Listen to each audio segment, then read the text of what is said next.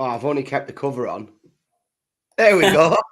What a start. It is. I mean, it is basically tomorrow now, so I think you can be forgiven for the fact that you probably...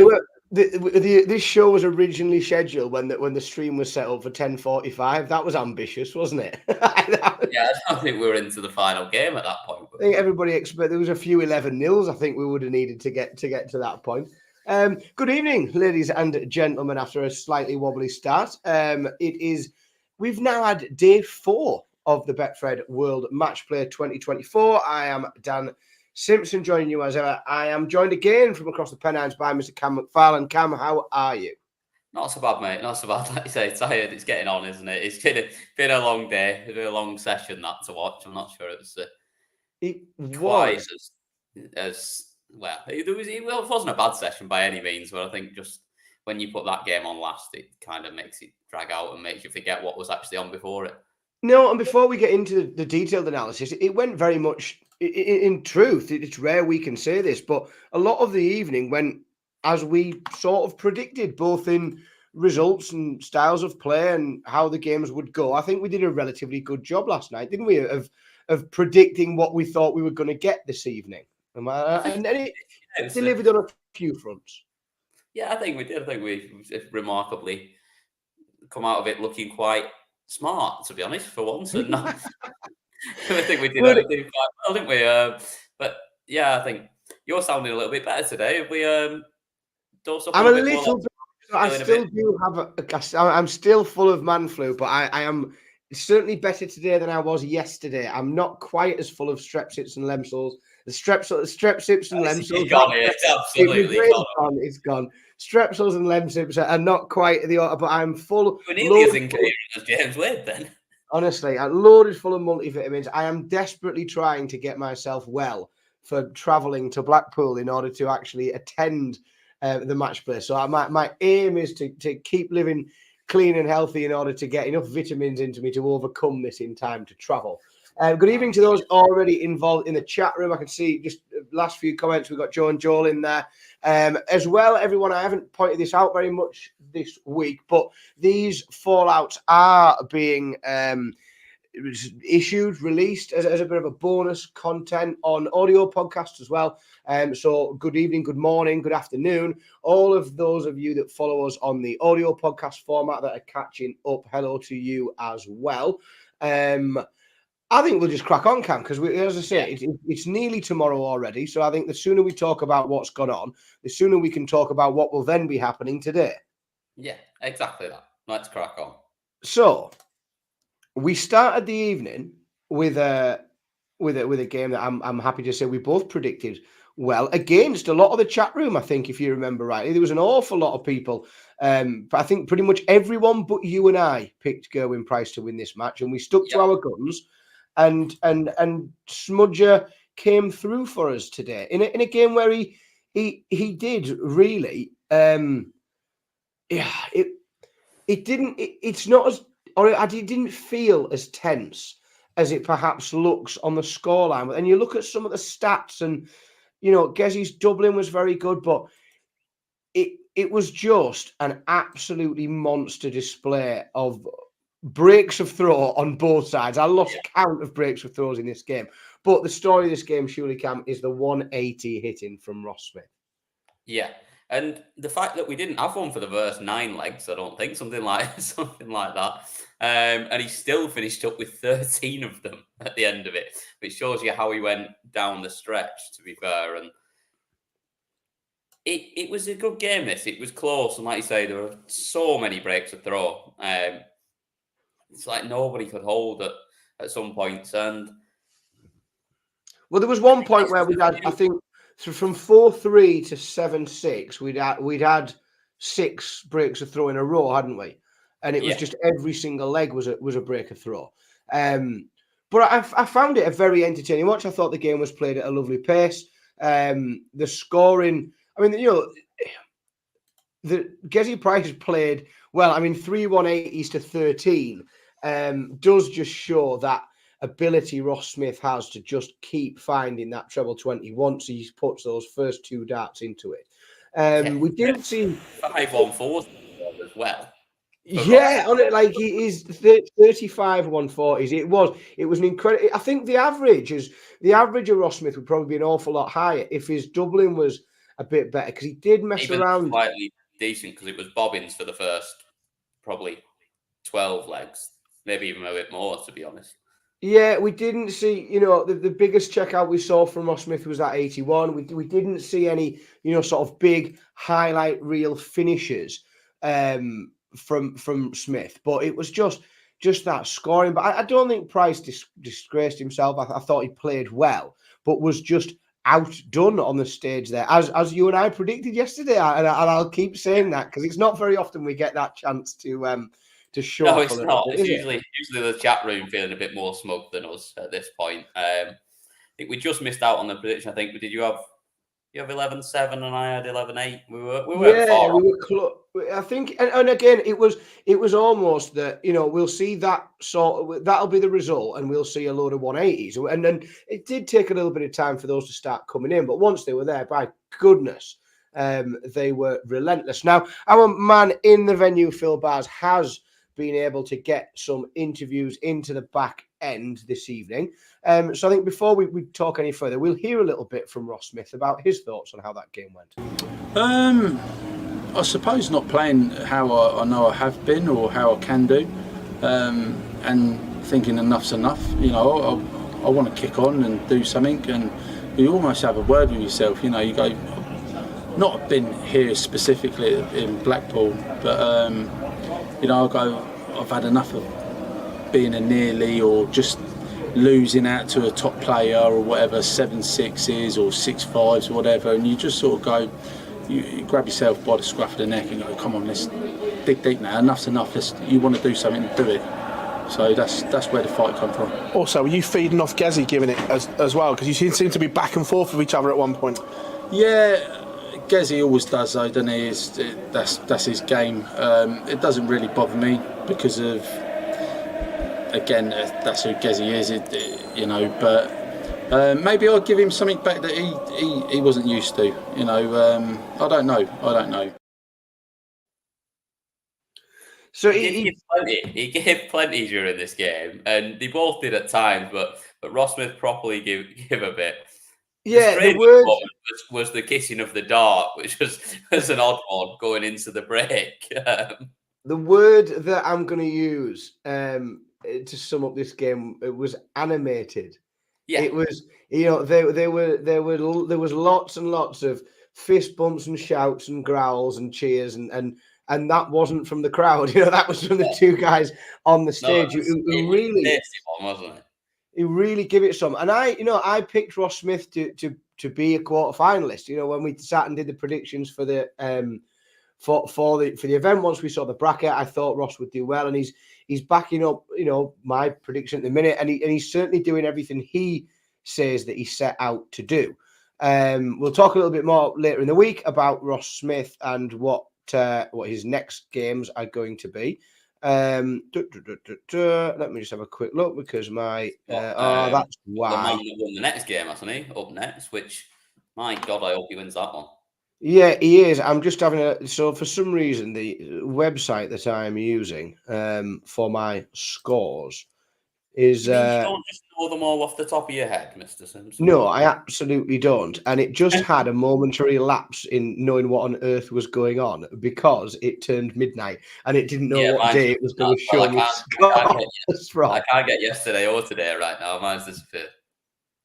But you are right, Cam, because my second prediction of the night that came in, that I can put another big green tick next to my name on, was Ross Smith's opponent in the next round will be a 11-8 victor in James Wade over Nathan Aspinall. Now, I know that you picked at Nathan Aspinall yesterday, and that's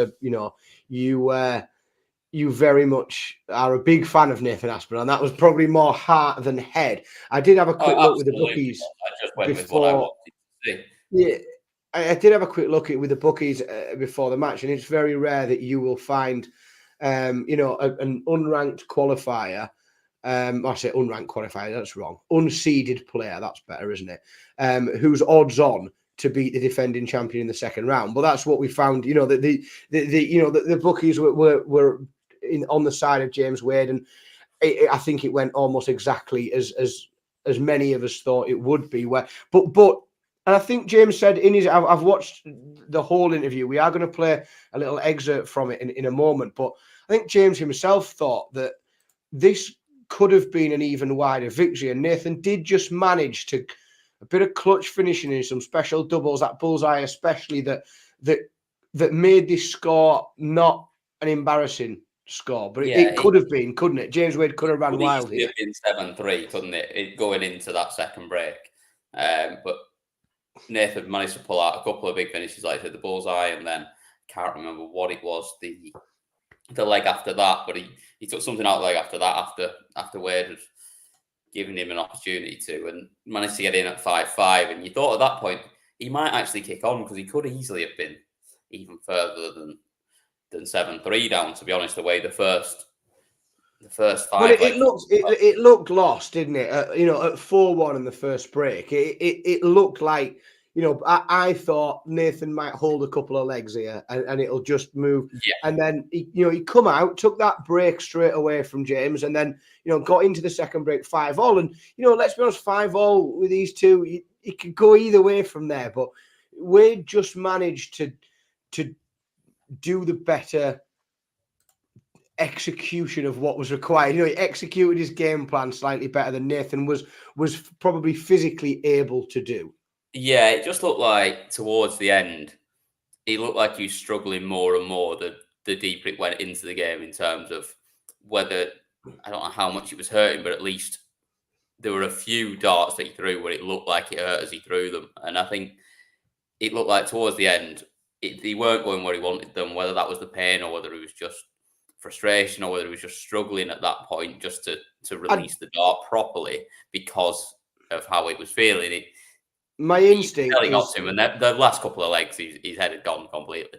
My instinct is that it's most likely all of the above, or a combination, elements, the Venn diagram of all of those things crossing over resulted in, what we saw there.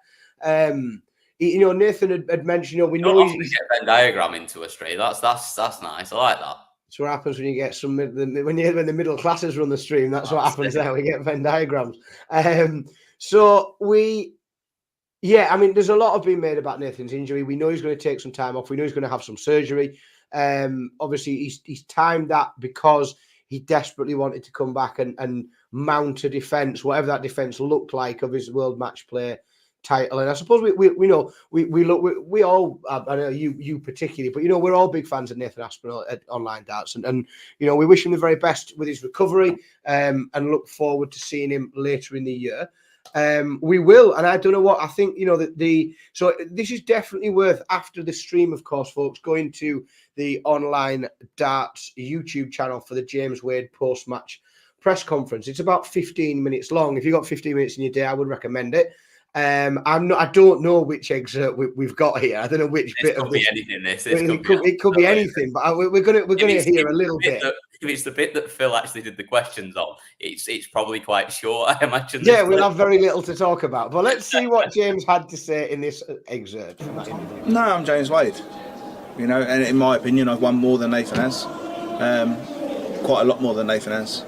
He's a great player, but let's be honest. If I turn up, I win, and I was really lucky I turned up in the way I did, and I was very fortunate. But I'm a little bit, frustrated that I get overlooked. It's like I'm overcompensating for it, but I'm James Wade. I'm all right myself, not bad. There's obviously, like you mentioned there, obviously with the Luke Littler era of darts coming in. Phenomenal player. Like you said, there's probably a good 60-70% of people that might be watching tonight that don't know the history of James Wade. Perfect. Do you have a message for those guys at all? Like, do you see a competition? Can I bore them all? I've won more than every other dart player apart from Phil Taylor and Michael van Gerwen. There you go. That's my message. But I don't need it to be a message. If the press or TV or the PDC don't want to, I'm not saying they don't want to, because that's disrespectful to everyone around me. But maybe I should be. Maybe I could have been celebrated a little bit different, but I'm not been because I haven't done myself any favours.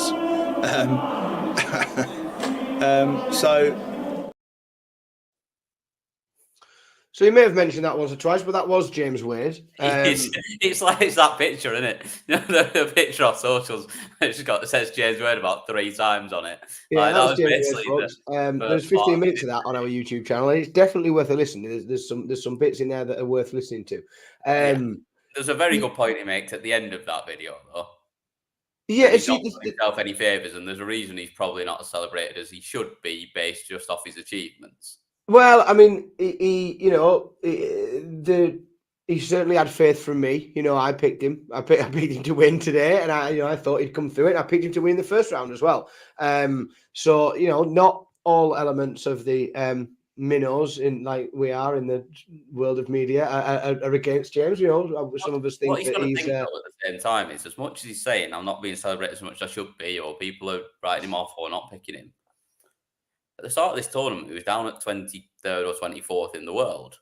Like, he's not James Wade that he was. So he wasn't seeded for this tournament. People are right to write him off.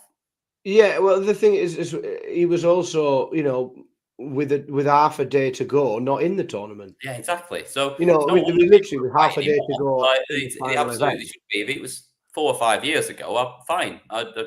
If you've got 32 ranked players qualified for an event, people not picking the bloke ranked number 32, it is not unusual, and it's not really anything offensive. It's just the maths. Darts is quite good, because it's he is maths. James Wade.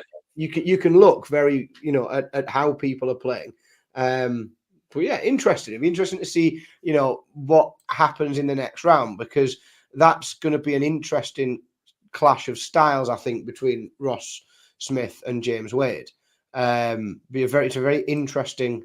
I might not be on when we're predicting that, depending on who's on and who's not on. I'm predicting it now. Ross Smith absolutely smashes him in the next round. We shall see. Right, on to the game that I was really, really looking forward to when the bracket was first released. When this bracket first came out, I said there is a potential for one of the greatest second round games in history if both of these players turn up. And Cam, we got glimpses of what this game could have been, didn't we? But in the end, it just seemed to get a little bit too much for Stephen Bunting, and the world number one just put his foot down as soon as the finish line got in sight. He didn't let Stephen in, and we did see glimmers though of what could have been a very spectacular game, didn't we? Yeah, we did. It was almost there, wasn't it? It was close, and there's a lot of missed chances from both. To be honest, not the greatest performance on the outer ring from either of them, but certainly from Stephen Bunting. Like, I think if you'd offered him 23 darts at double before this game started, he'd have bit your hand off for it. He'd have thought, "I'm get 23 darts at double, I can win this, and I might well win this."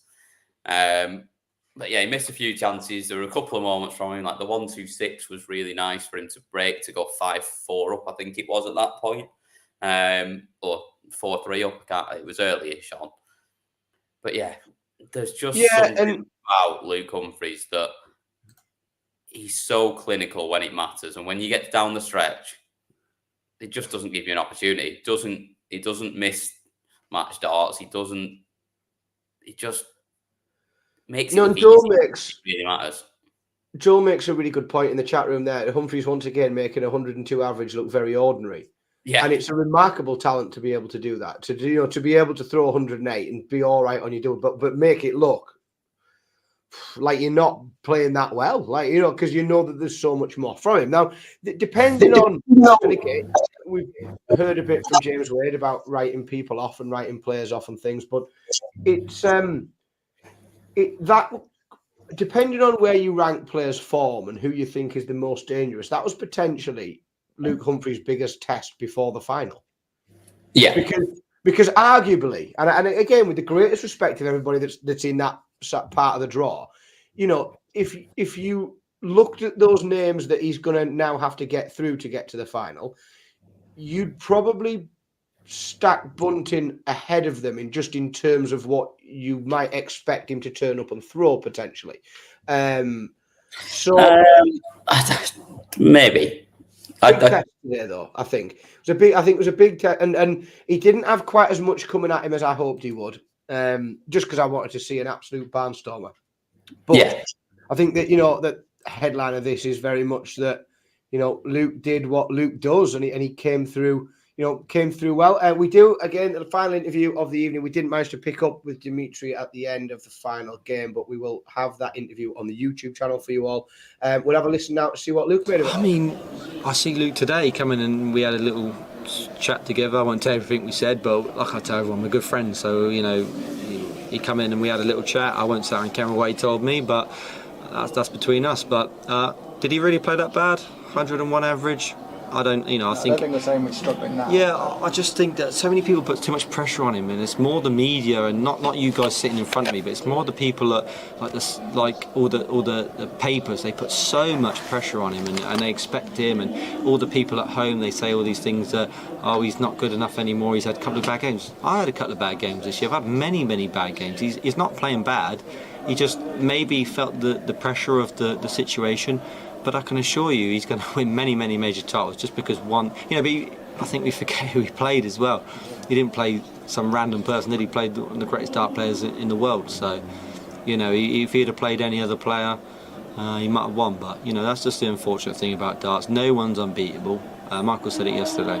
But we are definitely all beatable, and he'll bounce back, and it wouldn't surprise me if he goes on and wins one of the next 3 majors. That's what he does, and fantastic player. But I think the pressure he gets and the pressure that people put on him is just too much sometimes. And I'll always be there to support him. To be honest, I'll always be as a shoulder for him to speak to. No, not at all. I'll just play my own game. To be honest, if Dimitri slows the game down, he slows the game down. I can adapt. I'm used to it. Almost cost him the UK Open final in the end. So I think he'd be a bit more wiser to the fact that when you're playing first to 16 legs, you can't really slow the game down. If he did, then I can adapt. I'm an experienced player now.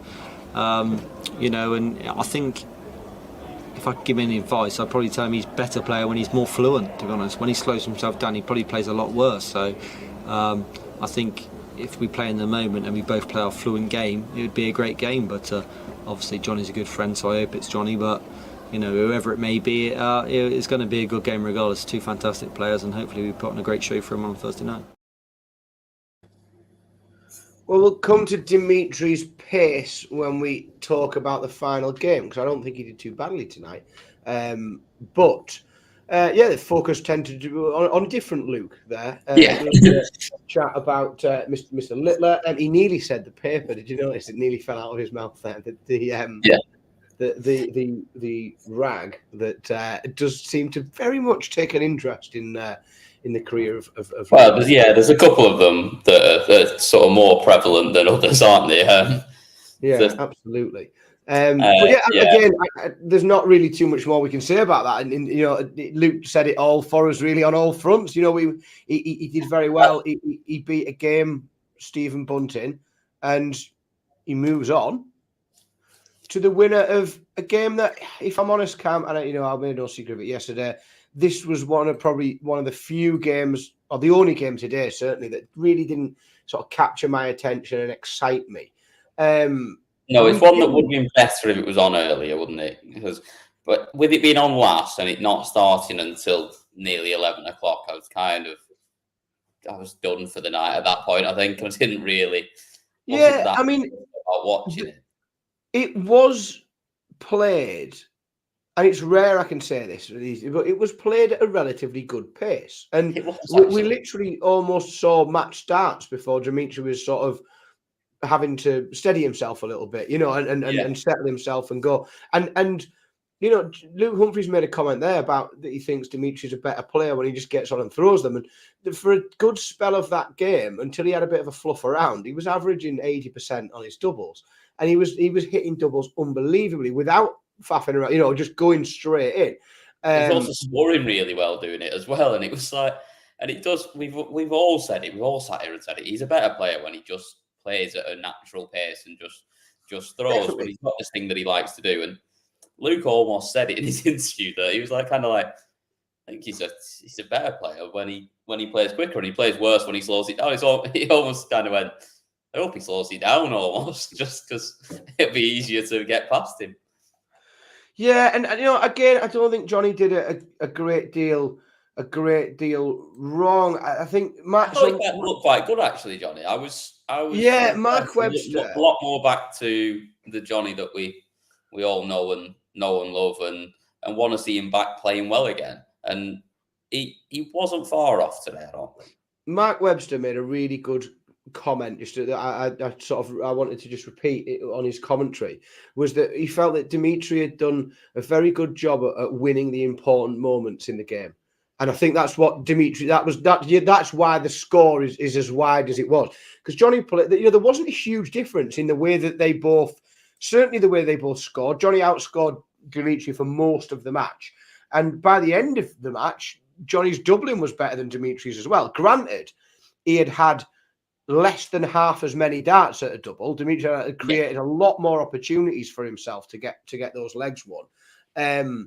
But I think Mark summed it up very well in saying that, Dimitri did a good job of winning the important moments of the game, and where he needed to take a break, and when the pressure was on, he came and he did the right things at the right time, to quote a great man. Something that we see from Jonny so often when he's playing well, and we didn't see any of it today. His highest checkout was 40, and it's not often you see that with Jonny Clayton. There's always between sort of 60 and 80 is always unbelievable, and around the early, like 100 to 121, around that sort of area is his area, where we always see a couple of them, a couple on the ball or those sorts of finishes, and he just didn't quite have that. Whereas I thought the rest of the game looked pretty good. It just needed a moment or two of magic, like you say, at the right moments, at the right times to go and nick this game. I'll tell you something else you don't see very often as well. It's not very often that you see both finalists from the previous year out in the second round on the same night. Oh yeah, it's very rare, very very rare. I don't think it's happened. And there's normally people in the chat room with much better stats than I have. If it has happened, please let us know. But yeah, it's not very often that you will find both of the defending finalists out in the second round on the same night. So that brings to a conclusion our discussion about the darts this evening. As I mentioned before, all of the full-length interviews, we've showed you some snippets, all the full-length interviews are available on our YouTube channel. We will now have a little bit of a discussion as to what's going to happen tomorrow. And I've got a keen eye on these games, Cam, because I'm going to be in the venue for the quarterfinals that these matches generate. So I am very much paying attention to who is going to be there. As always, in the chat room, please play along. Put your predictions into the chat room. We'll share them on the screen. We must be delighted to be watching the winner of this first one. Well, I just can't wait, can I? I've seen Christoph Ratajski at the Matchplay as a semi-finalist 3 years ago. So I've seen Christoph deep in the tournament when I've been in the venue. So you bring us nicely onto the opening. Now, again, who would have picked either of these two players at the beginning of the tournament as a quarter-finalist? Certainly before the draw was done, who would have said Ratajski or Gilding will make a quarter-finals in the World Matchplay this year? I'll tell you who wouldn't have done it. Pick that, me. First to 11, as we did tonight. Folks in the chat room, get your predictions in. Cam, I shall come to you first. What on earth is going to happen here? I don't know, but it's not going to be a fun watch, this first one. I'm quite tempted to work slightly late tomorrow night. Just not get home. Start a bit later. No. I actually won't be watching tomorrow night. I am at Emirates Old Trafford for the Lancashire-Nottinghamshire game, so I won't see this anyway. I don't know what I fancy in this whatsoever. Ratajski looked all right on Sunday night, but I think Dave Chisnell just wanted to go and watch the football. I was going to say, Dave Chisnell was throwing darts somewhere near our level, I think, on Sunday, wasn't he? There wasn't a lot coming back at him. No, there wasn't. The stats were quite sort of similar. I think maybe Ratajski, but I think it's really close. I think it's 11-9. Oh, well, it's nice to not agree sometimes, isn't it? Because, Yeah.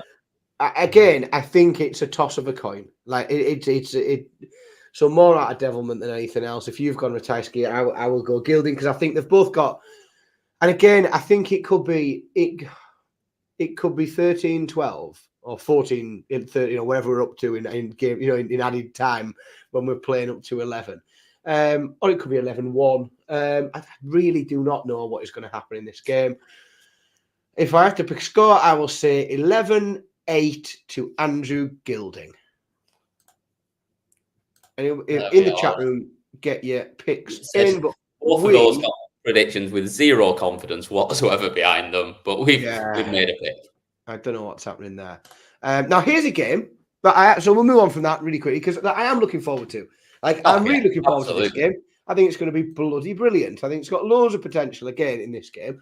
As we see, a now highly favoured Rob Cross in that part of the draw. He was highly favoured before this tournament, and recent events have made him even more highly favoured than he previously was. Will Ryan Searle come and spoil the party for Voltage, do you think? I think he might. Oh. I was really impressed with Ryan Searle against Damon Heta. And I know Cross was good, but he did wobble a little bit. And he possibly shouldn't be there. And I know we see that a lot of times when this happens and people then just kick on and actually go on and have a really good tournament after dodging a bullet. But I actually think that if Ryan Searle gets him in that position that Van Veen got him in, Ryan Searle finishes the job. So I think Searle wins this 11-8. Ooh. That's interesting.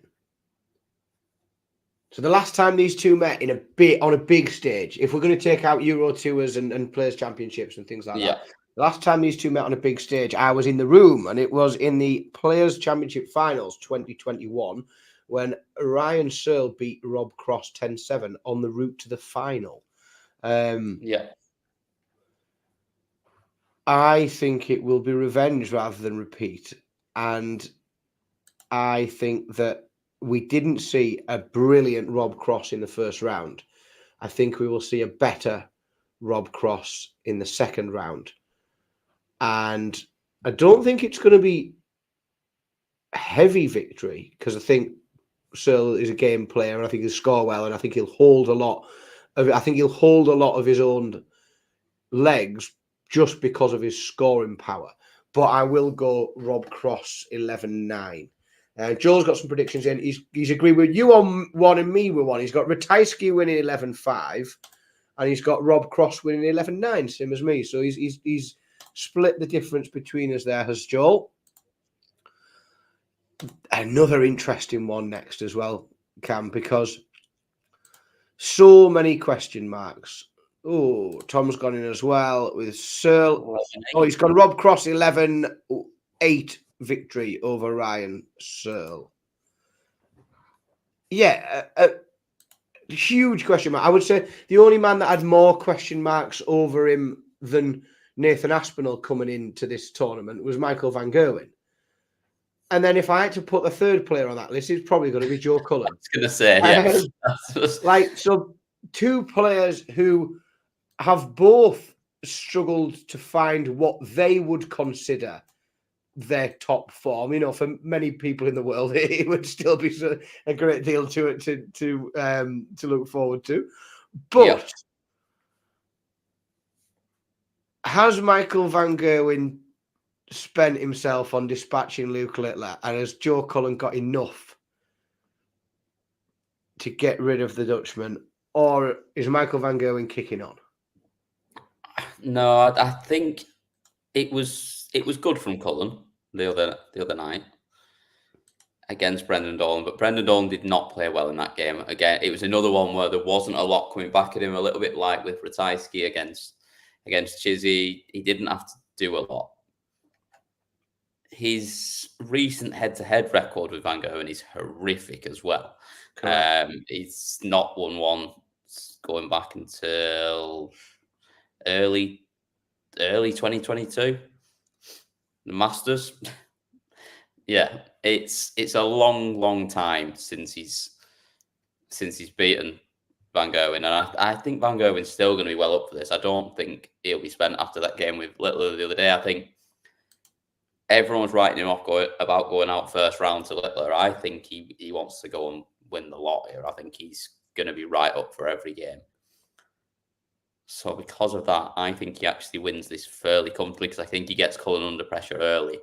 And if he does that, it might just rattle him a little bit. So I'm going to take Van Gerwen to win this one 11-5. Well, I had the number in my head, and I thought you were going to say it. But I'm going with you for all the, what he said, essentially. I've got very little to add to your analysis there, other than saying I completely agree with it. The number I had in my head was 11-6, so I will stick with it, but that's exactly what I think will happen. I nearly went 6, to be fair. I nearly gave him one. I could sense that that's sort of where you were at. Joel agrees with us both. He's got 11-7, so he's got it slightly tighter than we do. Rampage has got 11-6. He's put above that. It's Michael Van Gerwen. I thought that was a wild one, but he has picked Michael. I think I think he'll kick on. I think it'll have done him the world of good. We know he is a force in the darting world, a force of nature, and I think that he will have taken a great deal from that victory. Tom's got MVG winning 11-7 as well. Everyone agreeing with us. This doesn't happen very often. It's not. And I think this one might divide a few in the chat room as well, because this is the game that I'm personally most looking forward to tomorrow. I was going to say, go on. I will let you have the stage for this one. Well, it's tough, this, because these two are very good friends. I've got an excellent photo that I'll probably share just as this game goes live tomorrow of my shiny bald head between these two chaps after many, many ales. I'd had many, many ales. I can't speak for either of them two. You definitely can, but nobody drinks it. You can, but you won't. So, let's be honest. Everybody knows what a big Chris Dobey fan I am,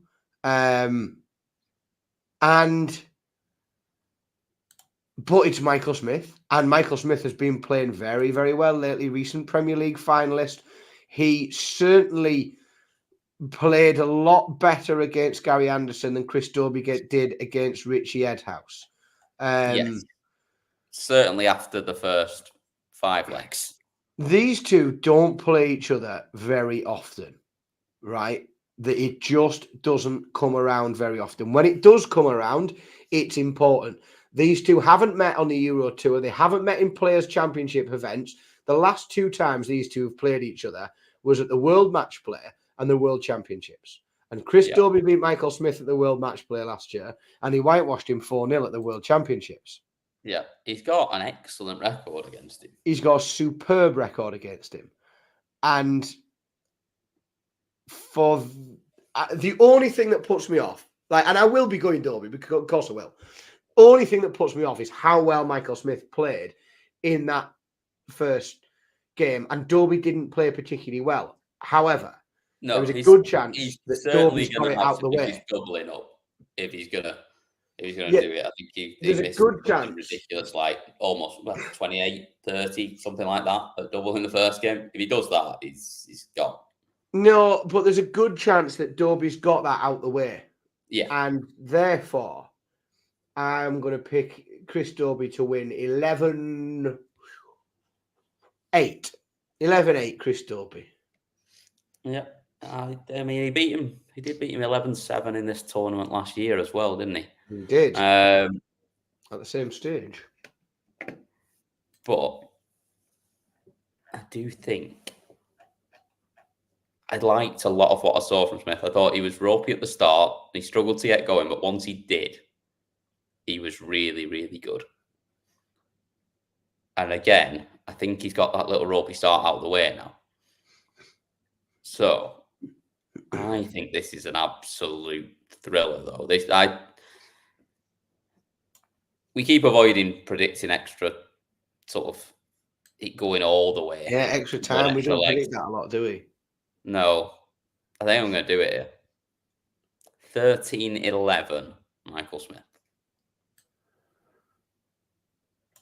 Oh, it's going to be good either way, isn't it? I think a little bit of me it's going to be an absolute. A little bit of me also, because I do like to manifest my desires through my picks, and a little bit of me just wants to watch Chris, because I'll be in the room. I want to watch Chris Dobey against Rob Cross on Friday. Then I watch Chris Dobey against Michael van Gerwen on Saturday, and that might persuade me to stay for Sunday. This is the thing. I'm going to stay and watch. I'm going to stay and watch the women on Sunday afternoon. But if Chris Dobey is in the final, you will not be getting me out of that building. I will be there. You will be hiding somewhere. I will be hid. I'll be secreted somewhere in the Empress Ballroom. Let's have a look in the chat room. Joel has gone with a Smith 11-8 victory. Rampage has gone with an 11-7 victory for Smith. And Tom as well gone 11-9. So I'm very much on my own in the Dobey camp. But we will see. It's going to be interesting. Going to be an interesting night of darts tomorrow. That's it for this evening, folks. Don't forget, as always, the full interviews that we've played you some snippets of tonight are available on our YouTube channel. I'll be back tomorrow. Don't know who I'm with. It's not you, is it? It's somebody else tomorrow. I'll tell you who I'm on with Gerwyn Evans tomorrow. So myself and Gerwyn will be joining you within about 10 minutes of the last dart going in tomorrow night. It's a little bit earlier than it was tonight, we've got some last night as it was when we started it. Is there very much this morning at this point? We've got some good pace tomorrow evening, so I think we'll be on the show a little bit earlier than we were tonight. I think we'll be on nice and early. Thank you very much for everybody in the chat room. We really appreciate your involvement. Look forward to picking apart your predictions tomorrow night. Thank you again, as always, to our sponsors, Betfred. Thank you to those who are listening after the fact or catching up on the audio version of this as a podcast. Great. Good night of darts. Thank you all very much. I have been Dan Simpson. As always, I've been joined by the wonderful Mr. Cam McFarlane. And as soon as I find the right button to get us off, I wish you all good night.